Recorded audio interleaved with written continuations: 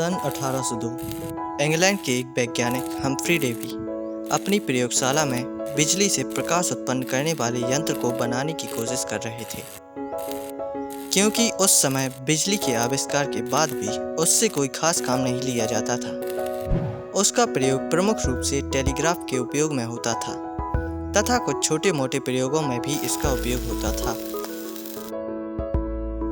Humphry Davy उस समय कई चीज़ों पर बिजली से प्रयोग कर रहे थे, क्योंकि किसी पदार्थ में बिजली प्रवाहित करने पर वह गर्म होने लगती है और एक निश्चित तापमान से अधिक तापमान पर वह चीज़ प्रकाश उत्पन्न करने लगती है।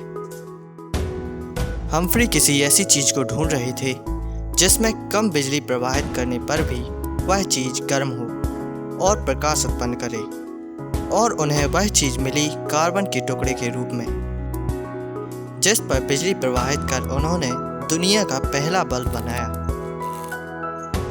यह बल्ब कार्बन की दो छड़ों में बिजली प्रवाहित करने पर प्रकाश उत्पन्न करता था।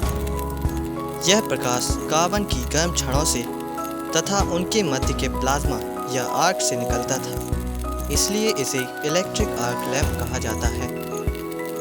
यह आविष्कार अच्छा तो था, लेकिन यह बहुत खर्चीला था, चूँकि यह बिजली को ही प्रकाश के रूप में उपयोग करता था, इसलिए इसे जलाने के लिए बहुत अधिक बिजली की आवश्यकता पड़ती थी। इसका रखरखाव भी बहुत कठिन था, जिसके कारण कई हादसे हुए, जिसमें बिजली के कारण मौत के साथ साथ घरों में लगी आग भी मौत का एक कारण थी। वैज्ञानिकों ने विद्युत आग से प्रकाश उत्पन्न करने की बजाय अब धातुओं को गर्म कर प्रकाश उत्पन्न करने पर जोर दिया। कई वैज्ञानिकों ने अलग अलग धातुओं का उपयोग करना शुरू किया। इन प्रयोगों में कॉपर से लेकर प्लेटिनम जैसी धातुओं का उपयोग किया गया, लेकिन कुछ अधिक फायदा नहीं हुआ। कुछ धातुएं अच्छे से कार्य नहीं करती थीं तथा कुछ धातुएं जैसे प्लेटिनम बहुत अधिक महंगी थी। इन सभी वैज्ञानिकों में से एक वैज्ञानिक थे थॉमस एल्वा एडिसन।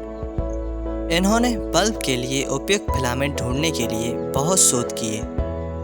उन्होंने 6000 से अधिक पौधों को फिलामेंट के लिए उपयोग किया। इन्हीं में से एक प्रयोग में उन्होंने कार्बन युक्त बांस के फिलामेंट का उपयोग किया तथा इनकैंडेसेंट लैंप या ताप दीप्ति लैंप बनाया, जिसका मतलब है कि यह गर्मी से प्रकाश उत्पन्न करता है। इस बल्ब का पेटेंट उन्हें 1879 में मिल गया, जिसके बाद एडिसन ने अपने आविष्कार का निर्माण बड़ी मात्रा में औद्योगिक रूप में किया और पहली बार यह बल्ब भी आम लोगों तक पहुंचने लगे। इसके बाद सन 1905 में हंगरी की एक कंपनी ने टंगस्टन धातु का उपयोग बल्ब के फिलामेंट के रूप में किया और बल्ब में निर्वात के स्थान पर निष्क्रिय गैस आर्गन का उपयोग किया।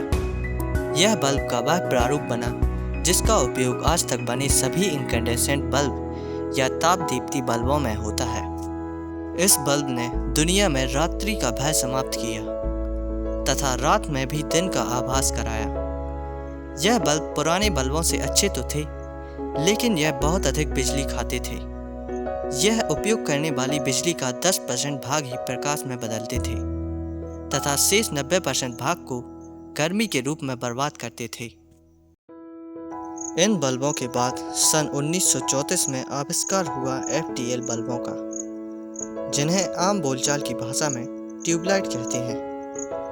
यह कांच की खोखली नली होती है जिसके अंदर पारे का लेप चढ़ा होता है तथा कांच की छड़ के दोनों ओर इलेक्ट्रोड लगे रहते हैं। जब इनमें बिजली प्रवाहित की जाती है तो छड़ के अंदर उपस्थित पारा वाष्पित होने लगता है तथा पराबैंगनी प्रकाश उत्पन्न करने लगता है। लेकिन पराबैंगनी प्रकाश इंसानों को दिखाई नहीं देता और यह खतरनाक भी होता है, इसलिए ट्यूबलाइट के अंदर पहले फॉस्फर का लेप चढ़ा होता है, उसके बाद पारे का लेप चढ़ाते हैं।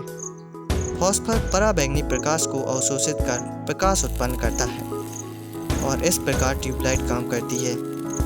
यह पुराने बल्बों से 3 से 4 गुना तक कम बिजली का उपयोग करते थे और उतनी ही रोशनी उत्पन्न करते थे। समय के साथ इनमें बदलाव लाया गया तथा इनके आकार को छोटा किया गया, जिसके बाद इनका नाम CFL पड़ा। ये छोटे भी थे तथा उतनी ही रोशनी उत्पन्न करते थे। इन सब प्रयोगों से अलग बल्ब और CFL के अलावा एक अन्य बिजली चालित प्रकाश स्रोत पर काम चल रहा था, जो CFL और पुराने बल्बों से बिल्कुल ही अलग था।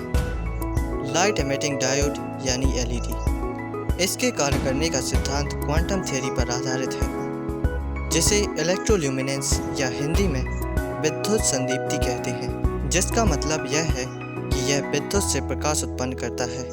इस सिद्धांत के अनुसार जब कोई इलेक्ट्रॉन उच्च ऊर्जा स्तर से निम्न ऊर्जा स्तर में आता है तो वह फोटोन के रूप में ऊर्जा उत्पन्न करता है, जिससे प्रकाश उत्पन्न होता है।